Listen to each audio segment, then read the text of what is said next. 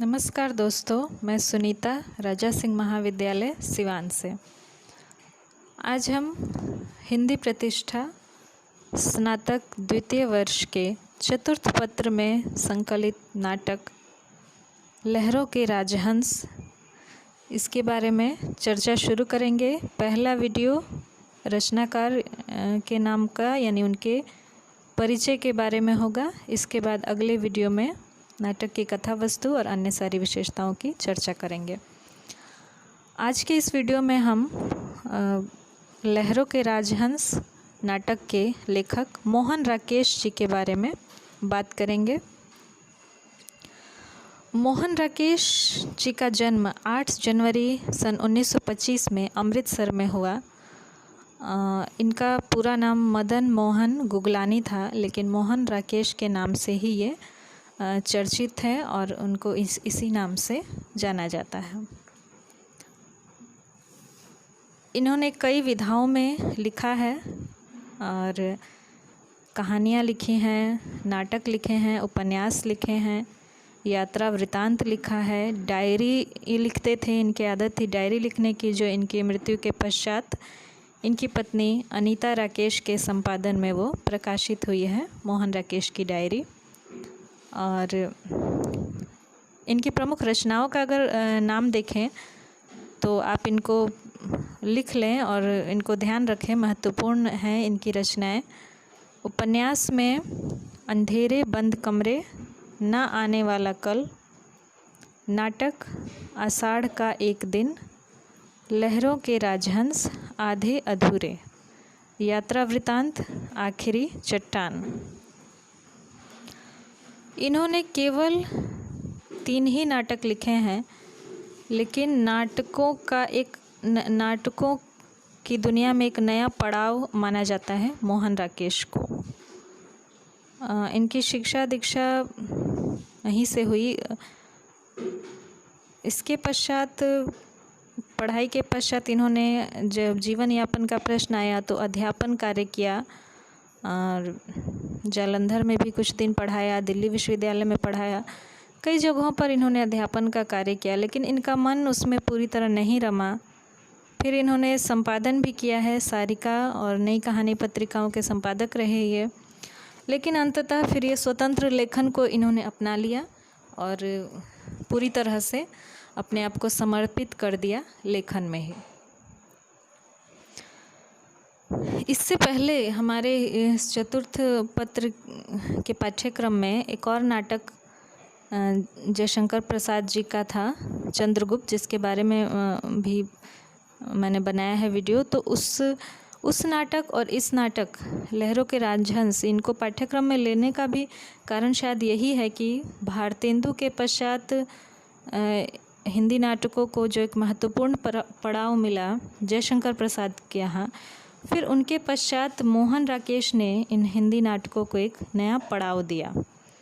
और जिस तरह से हमने देखा था चंद्रगुप्त नाटक के वीडियो में कि इसके मंचन में कितनी सारी परेशानियां हैं, तो मोहन राकेश की ये खासियत है कि इनके जितने भी 3 ही नाटक हैं और तीनों नाटकों में इतने मंच में उनको प्रस्तुत करना बहुत ही सरल है। वो मंच साज सज्जा या दृश्य परिवर्तन या बहुत अधिक पात्र या ऐसे दृश्य जिनको मंच पे दिखाना मुश्किल हो, ऐसी सारी बातें इनके नाटकों में नहीं मिलती, जो प्रसाद जी के यहाँ बहुत अधिक है कि उनको मंचन करने के लिए सोचना पड़ता है, बहुत सारी व्यवस्थाएं करनी पड़ती हैं।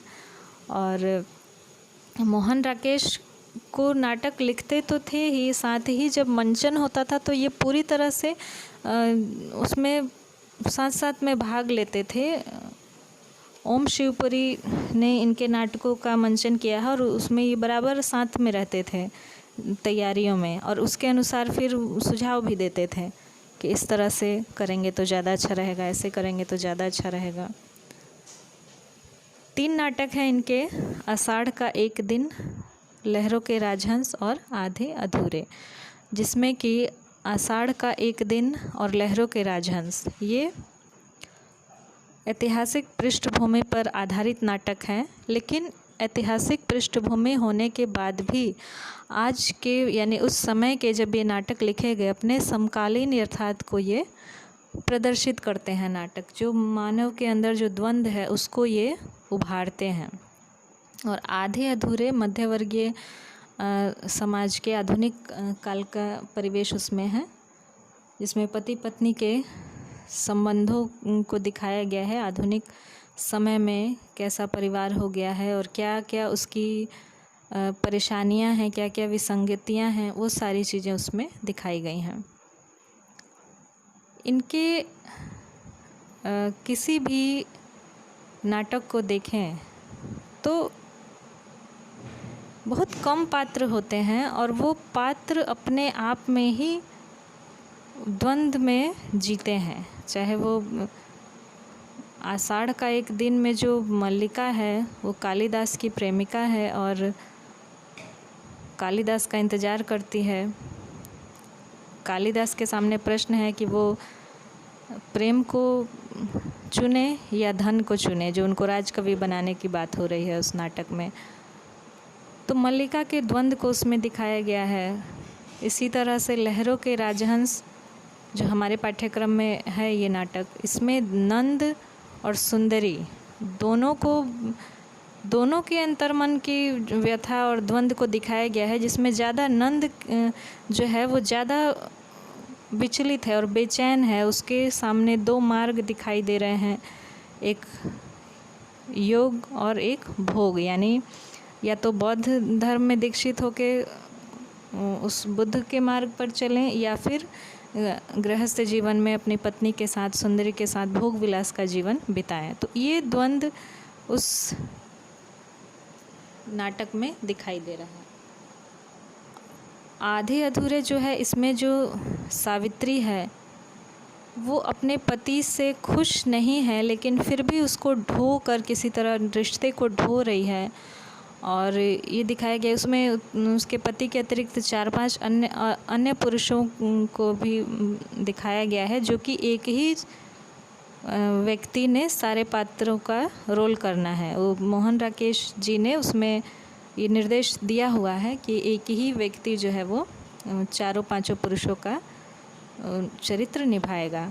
तो इससे क्या है कि जो सावित्री है वो हर किसी भी पुरुष को वो अपने लिए पूर्ण नहीं पाती है। जो कमियां उसमें, कुछ कमियां अपने पति में दिखती हैं, तो कुछ उसके जो बॉस हैं और भी एक उसके मित्र हैं, तो इस सारे पुरुषों में उसको कुछ ना कुछ कमी दिखती है और सब में अंत में वो कहती भी है कि सारे एक जैसे हैं। तो यहाँ महिला भी और पुरुष भी आधुनिक जीवन में किस तरह से आधे रह गए हैं और अधूरे। आधे का मतलब कुछ और हुआ और अधूरे का मतलब आधा की मतलब कि बिल्कुल हाफ, आधा, और अधूरा यानी कि पूरा होने से कुछ कम रह गया, कंप्लीट नहीं हो पाया, पूरा नहीं हो पाया। तो ये आज के समय की जब ये नाटक लिखा गया उस समय की नियति को ये नाटक बहुत ही खूबी से दर्शाता है। और आप जब नाटक पढ़ेंगे, आपसे ये मेरा अनुरोध है कि जो भी रचना आपके पाठ्यक्रम में है उसका मूल पाठ आप अवश्य पढ़ें, उसके पश्चात ही उसकी चर्चा आपके समझ में आएगी और आप उसका विश्लेषण कर पाएंगे, अपनी राय दे पाएंगे उसके विषय में। तो इसको अवश्य पढ़ेंगे। लहरों का राजहंस जो नाटक है, या आषाढ़ का एक दिन भी आप पढ़ें और आधे अधूरे भी पढ़ें, तो इनके नाटकों में ये है कि एक ही दृश्य में अधिक से अधिक 1 या 2 सेट लगाना पड़ता है, उसी में पूरा नाटक समाप्त हो जाता है। और ज़्यादातर सूचनाएं उसमें मिलती हैं कि ये हुआ, ऐसे हुआ, वो दृश्य दिखाए नहीं जाते हैं, सूच्य पात्र और सूच्य दृश्य हैं। तो ये इनकी खासियत है मोहन राकेश की कि एक नाटक को इन्होंने एक नया पड़ाव दिया।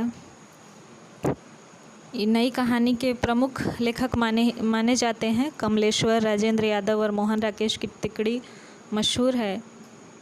लेकिन अकस्मात 3 जनवरी 1972 को इनका निधन हो गया दिल्ली में। और अभी जो हिंदी साहित्य को महत्वपूर्ण मोती और मिलते, वो उससे वंचित रह गया हिंदी साहित्य। अंतिम नाटक जो था वो उनका अधूरा ही लिखा रह गया, अंत में उसको फिर बाद में कमलेश्वर ने पूरा किया है। तो ये मोहन राकेश जी का परिचय था।